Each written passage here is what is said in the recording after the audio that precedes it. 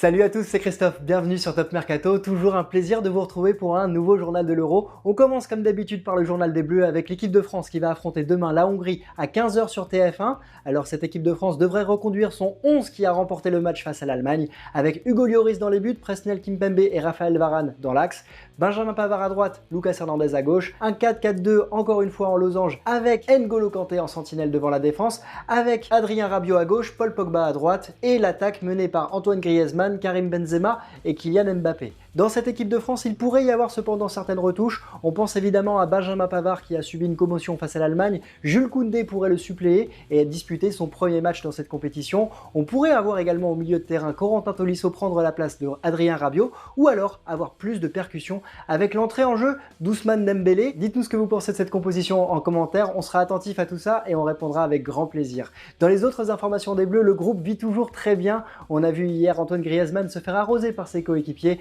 On a vu également le groupe fêter l'anniversaire de Clément Lenglet dans une ambiance festive. On espère que cette ambiance apportera évidemment la victoire demain après-midi face à la Hongrie. Alors, dans les autres matchs du jour, hier, la Belgique s'est qualifiée après une victoire 2-1 face au Danemark. L'équipe belge qui était menée 1-0 à la mi-temps a vu Kevin De Bruyne rentrer en jeu et son entrée a été décisive. Il a marqué un but et il a été également l'auteur d'une passe décisive sur l'égalisation de Thorgan Hazard. Alors cette équipe de Belgique, elle monte en puissance comme les Pays-Bas qui se sont qualifiés hier après une victoire 2-0 face à l'Autriche, une victoire avec un but notamment de Memphis Depay et un autre de Dumfries qui marque son deuxième but dans cette compétition. Dans l'autre match du groupe, c'est l'Ukraine qui l'a emporté 2-1 face à la Macédoine du Nord, une Ukraine qui jouera sa qualification face à l'Autriche la semaine prochaine. Alors, dans les matchs du jour, c'est aujourd'hui l'Angleterre qui va affronter l'Écosse ce soir à 21 h, c'est le match choisi par Barrière Bet pour le pari du jour. N'oubliez pas qu'avec Barrière Bet, vous pouvez gagner jusqu'à 250 € de bonus de bienvenue à votre inscription.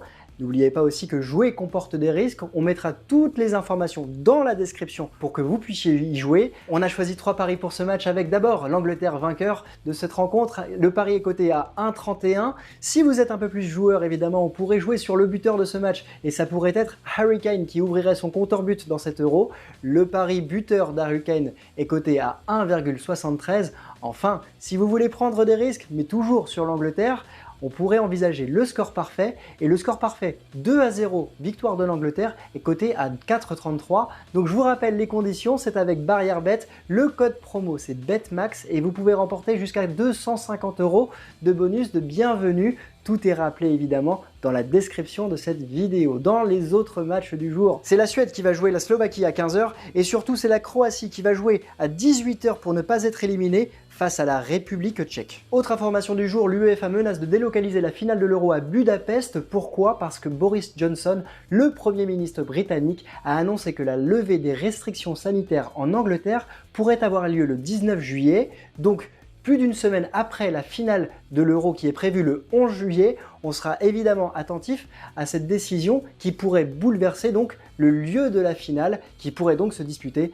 à Budapest. On vous laisse avec cette dernière image et cette parodie. Vous avez certainement vu Cristiano Ronaldo enlever les bouteilles de coca, vous avez certainement vu également Paul Pogba enlever une bouteille de bière lors des conférences de presse. Cette parodie est très amusante et elle détourne en fait les joueurs par rapport à ce qu'ils ont réalisé.